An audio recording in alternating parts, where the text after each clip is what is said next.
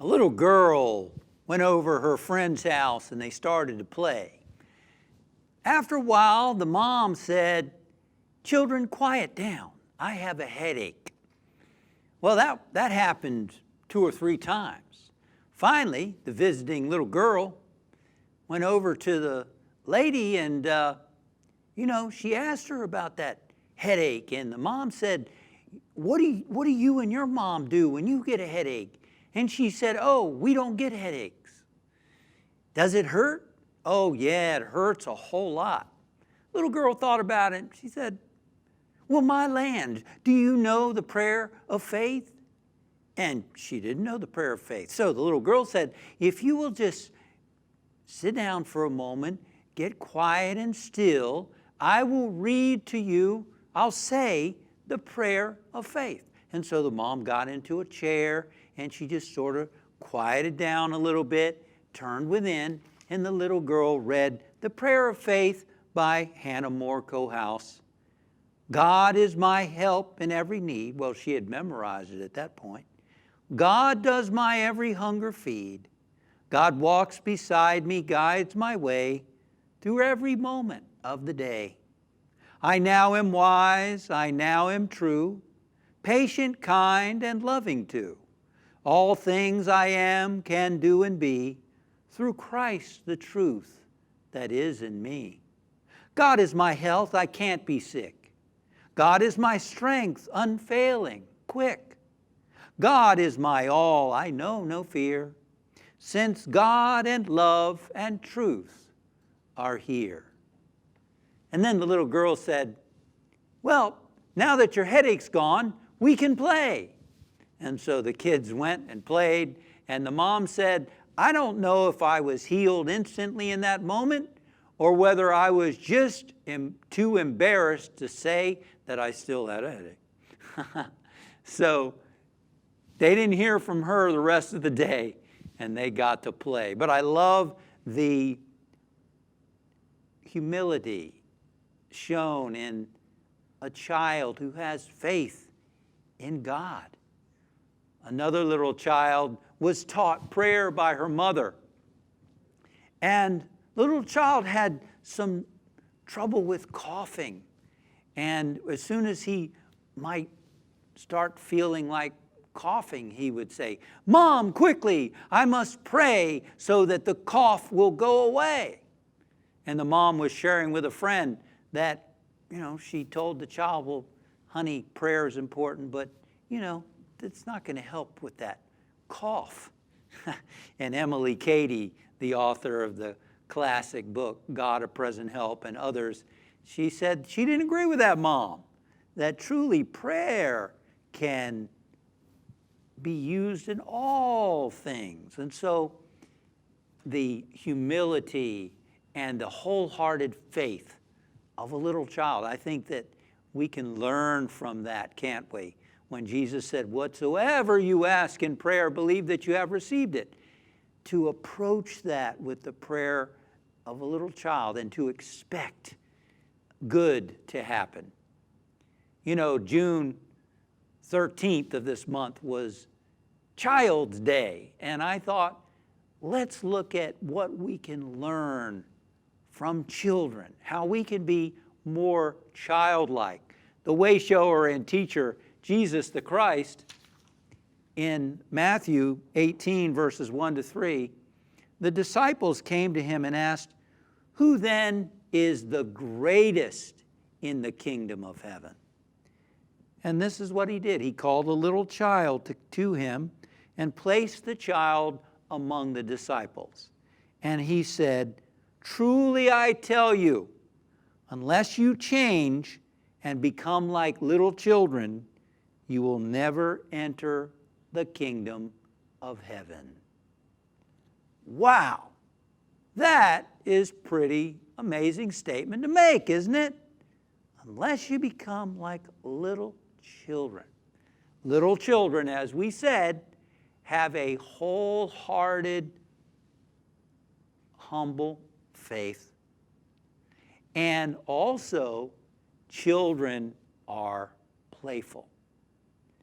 They're playful. They love to play. It doesn't matter what's going on. They love to play. They'll find a way to play. They'll find a way to have fun. They'll find a way to enjoy themselves. And I believe it's our natural state. We all are playful at heart. We like to have fun. We like to play. The problem is that so many adults, and I've been there too, take ourselves so darn seriously. We take life so darn seriously that we squelch that playfulness that's inside of us. I love what the late Leo Buscaglia, I loved Leo Buscaglia. Do you know Leo Buscaglia? I encourage you to look him up. But he wrote many books and gave lectures on public television. In his book, Bus 9 to Paradise, he says, many people persist in suppressing the spirit of joy in the unfortunate belief that life is strictly serious business. We often view silliness or childishness as regressions in behavior instead of realizing that each of us has a ridiculous side. Some of you know that, don't you? You won't admit it, but you know it.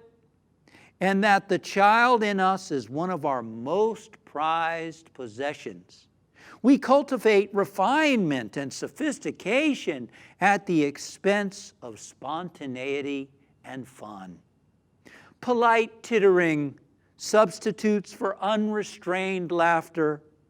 Joyous impulses are moderated or lost altogether in deference to common sense or good taste. Ain't that the truth? Ashley Montague, a professor at Princeton, said, instead of saying don't be childish, we should say don't be adultish. Don't be so serious, so concerned that we forget to be spontaneous, playful, and have a little fun, right? Even, having fun and being playful. First of all, you enjoy your life. And aren't we here to enjoy life? He said, I've come that my joy might be in you and that your joy might be full. Of course we have responsibilities. Of course we have jobs and things that we need to do. Of course we do. And of course there are problems in the world. Of course there are people suffering in the world. But being sad and upset and depressed and so serious doesn't make it better. Doesn't make it better.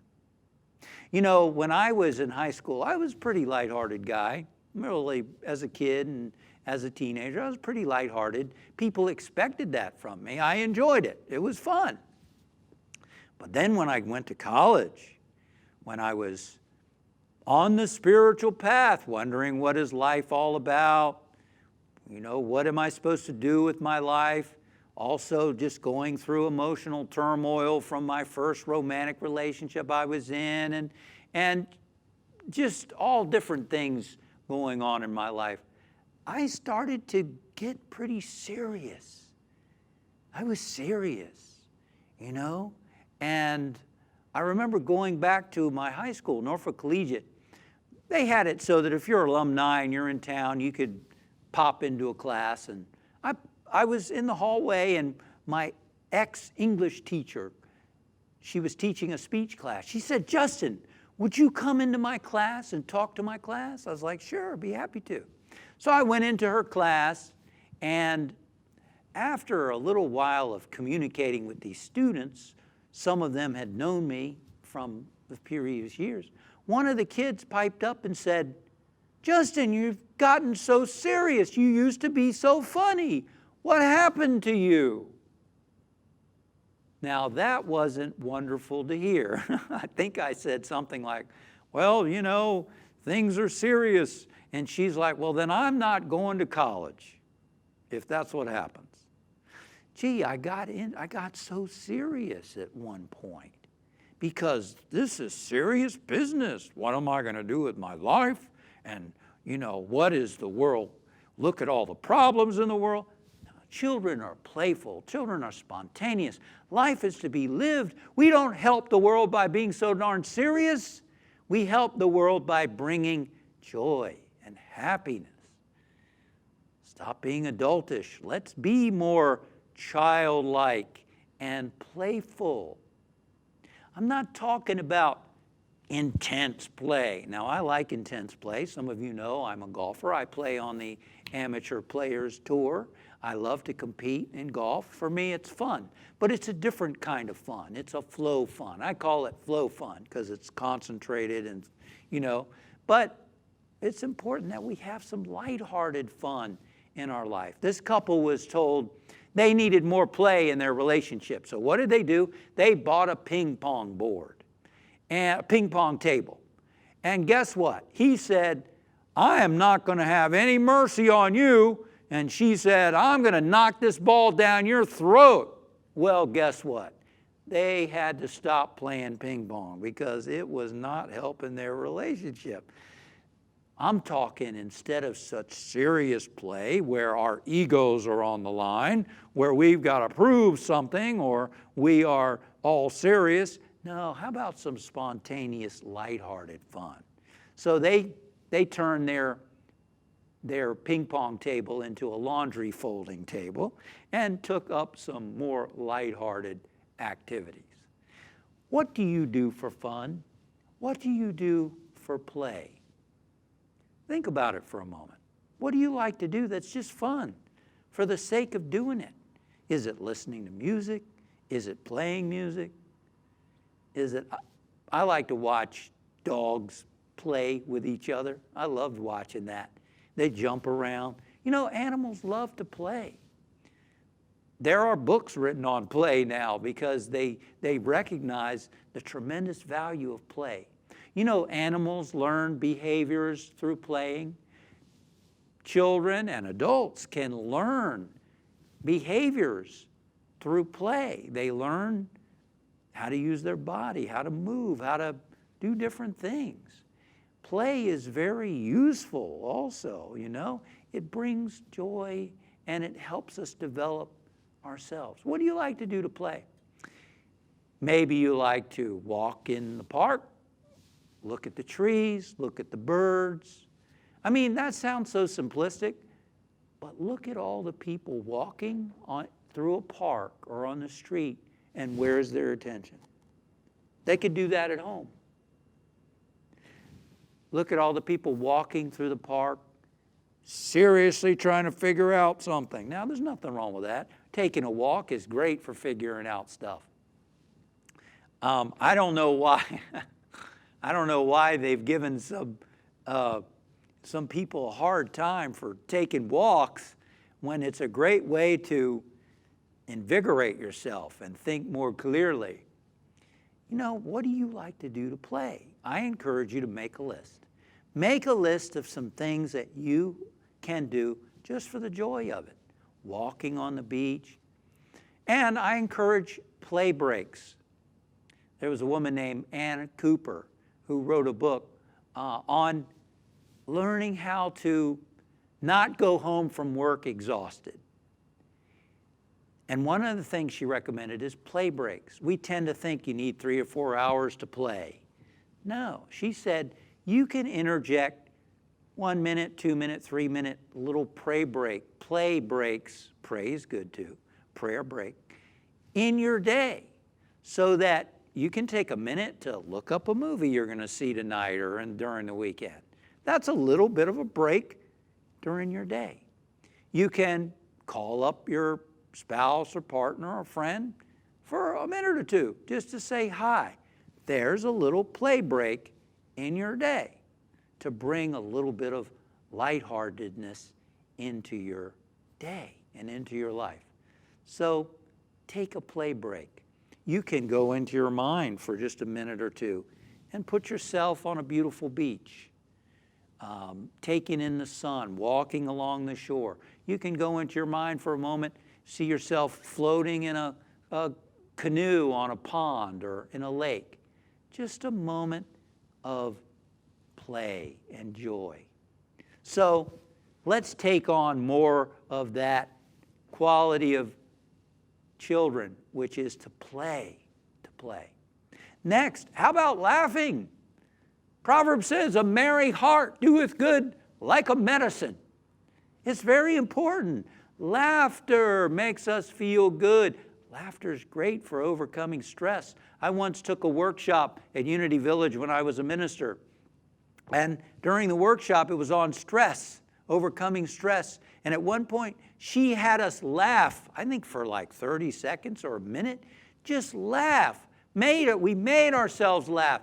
And it was amazing how we felt at the end of it. We felt so relaxed and relieved from just laughing. And guess what? It's great exercise too. You use a lot of muscles when you're laughing. So laughing more. Cultivate the ability to laugh more. It's healthy. It's healing.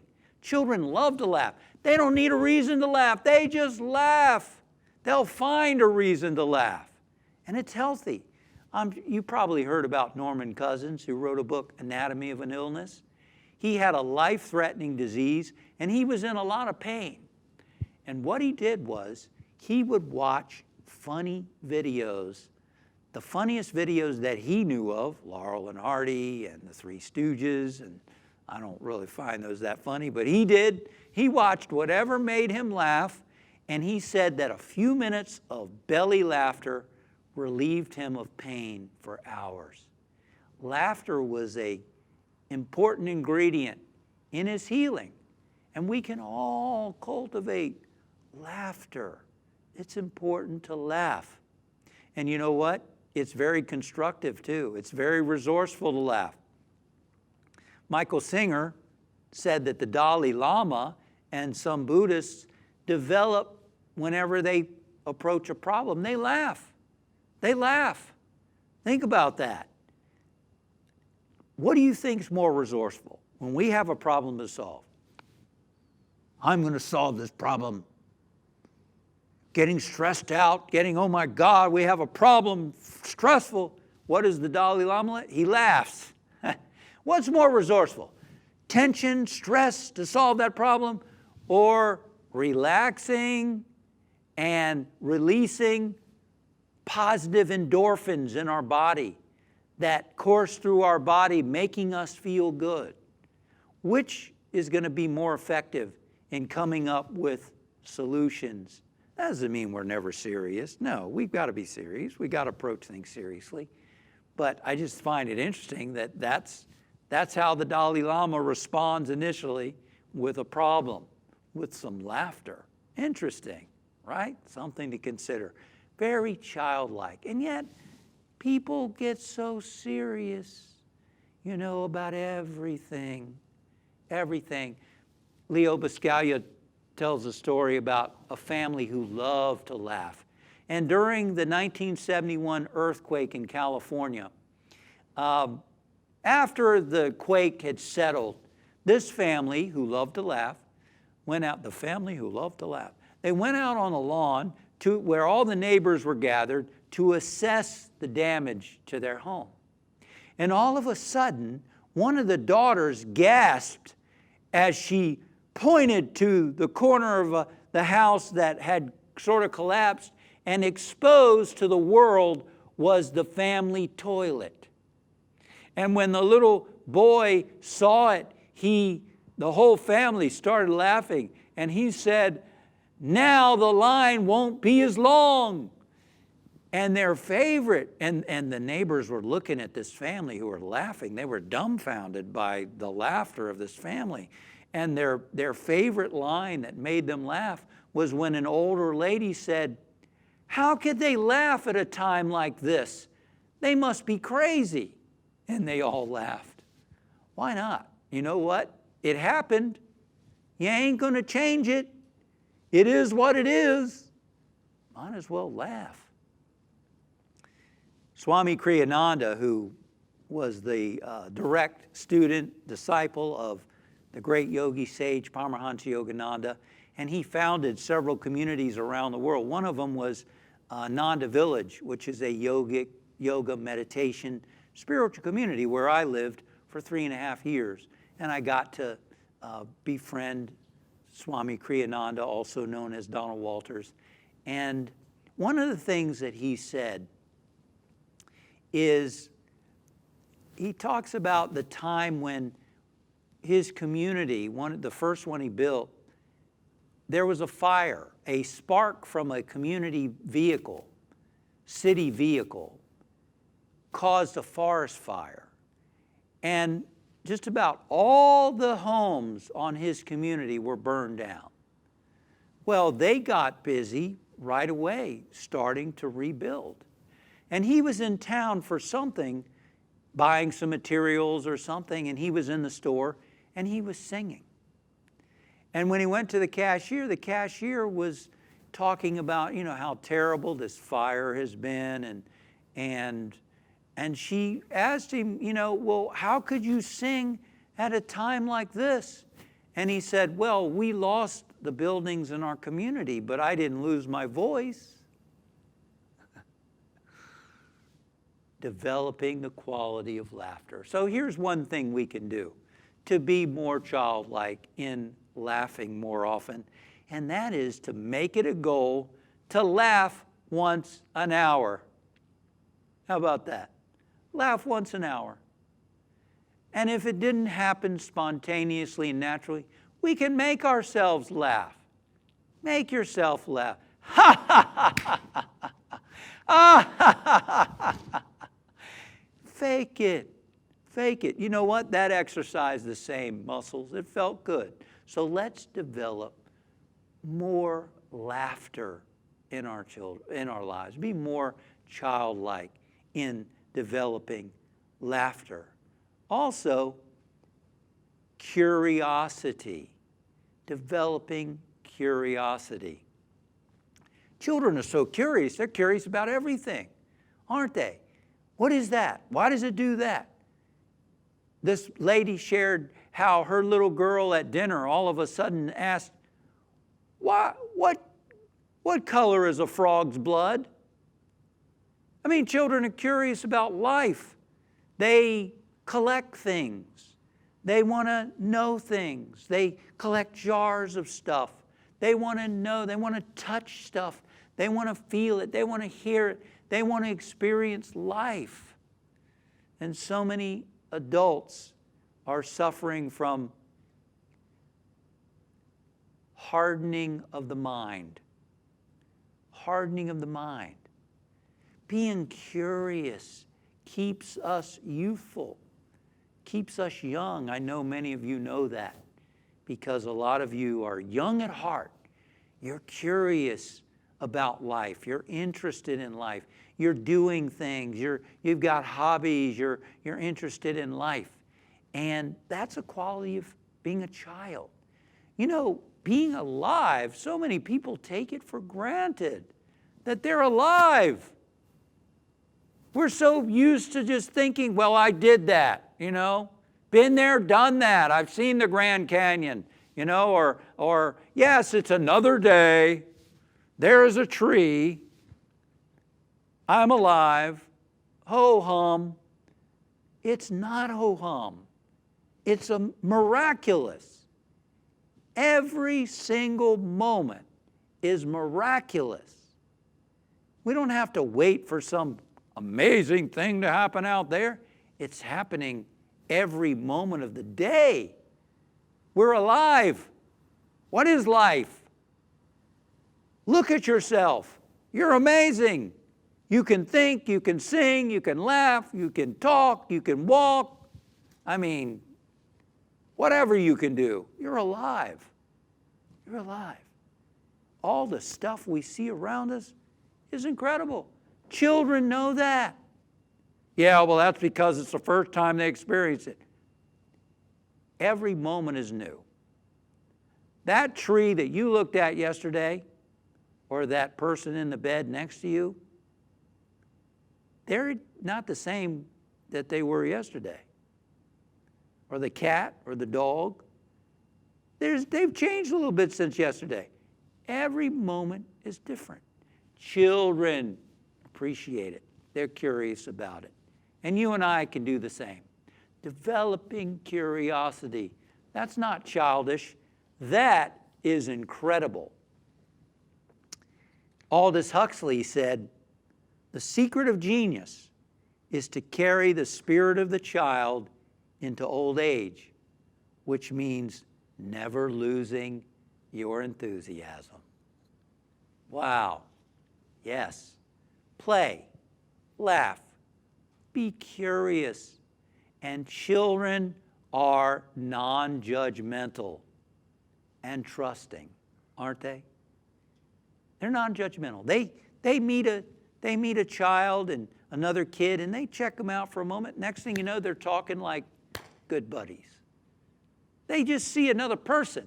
They see somebody they can play with.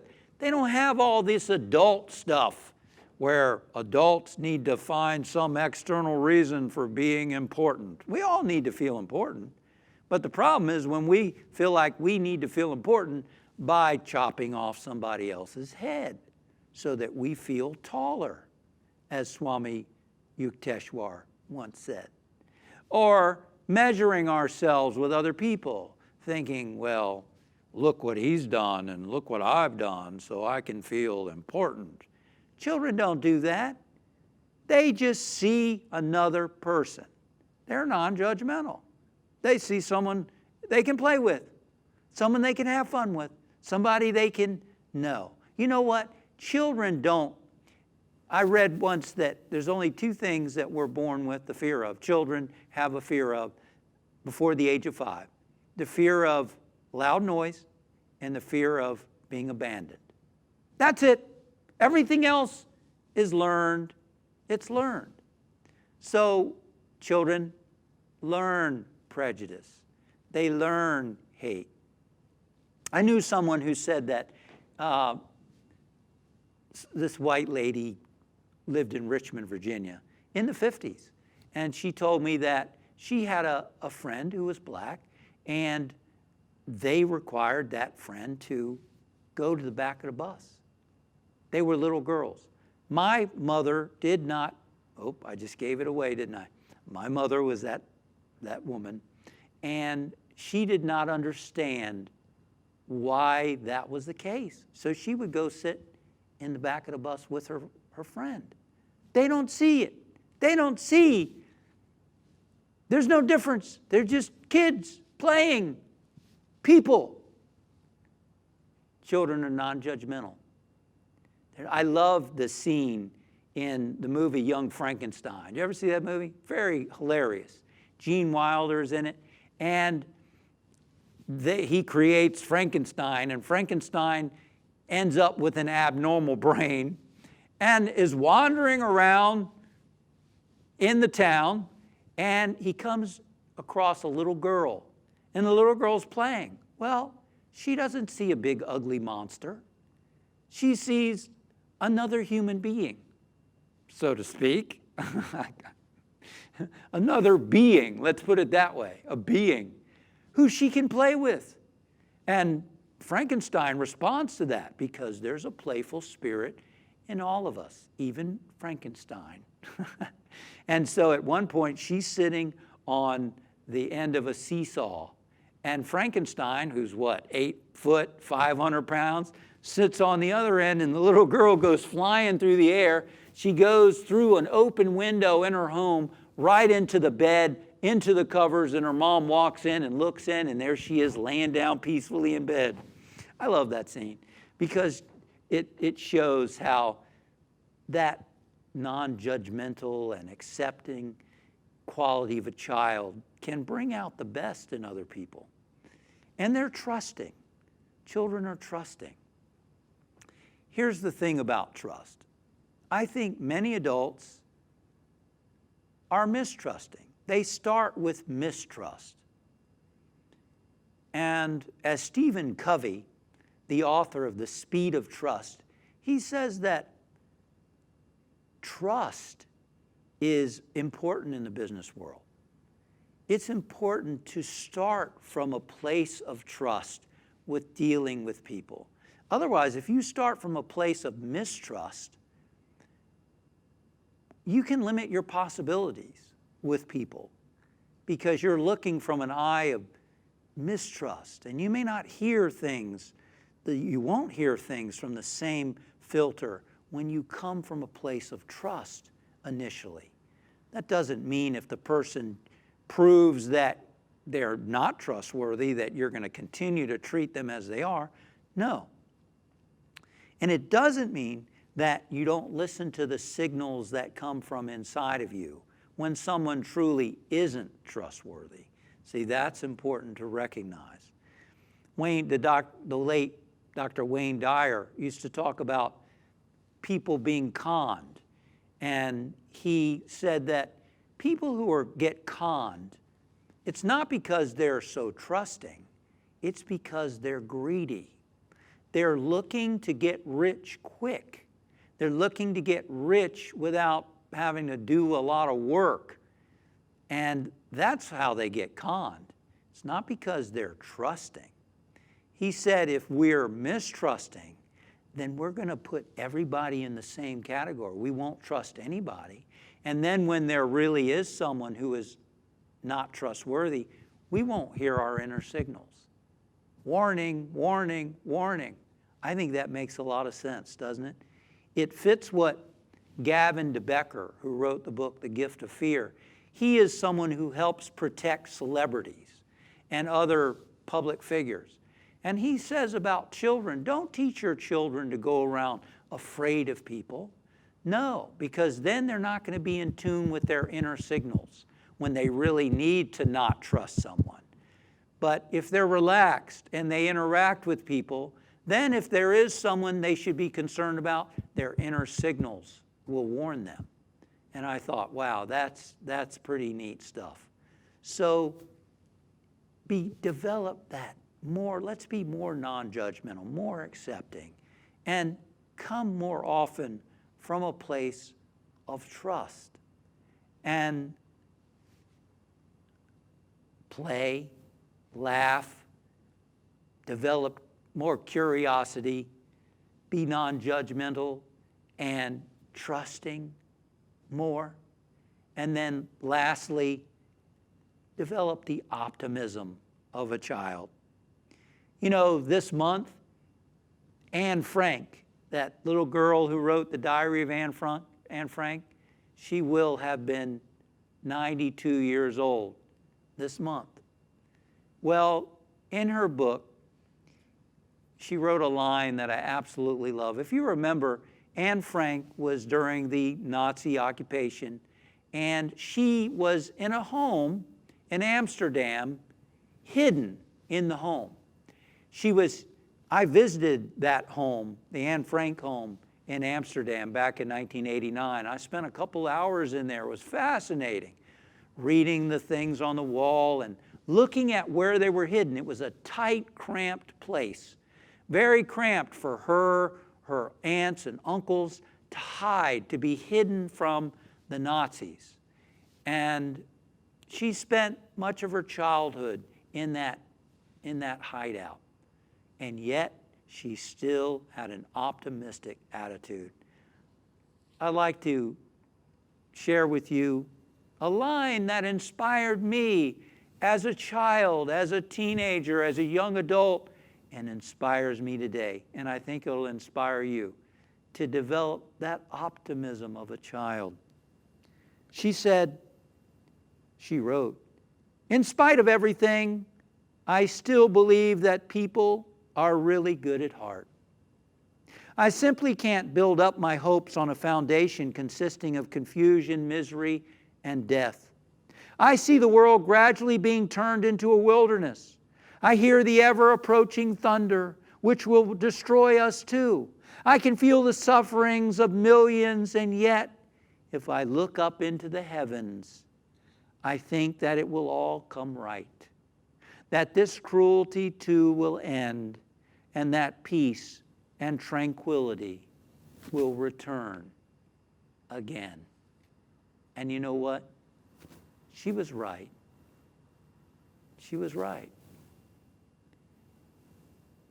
I'm reminded of that verse in Isaiah, and a little child will lead them. Let's get still. And we acknowledge that we have that spirit of a child inside of us. I like to think of us as adults or simply children who've grown up. There's a child in all of us, a wonderful, sacred spirit of joy, of love, of optimism, wanting to express, wanting to come out. Thank you, Father and Mother God, for showing us how to let it come forth, that we might fulfill that teaching to become as a little child. And so it is. Amen.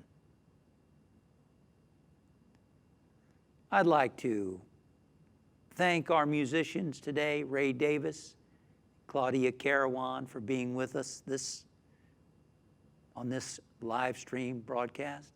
And I want to thank you for joining us today. Would you please join me now for the prayer for protection? The light of God surrounds us. The love of God enfolds us. The power of God protects us.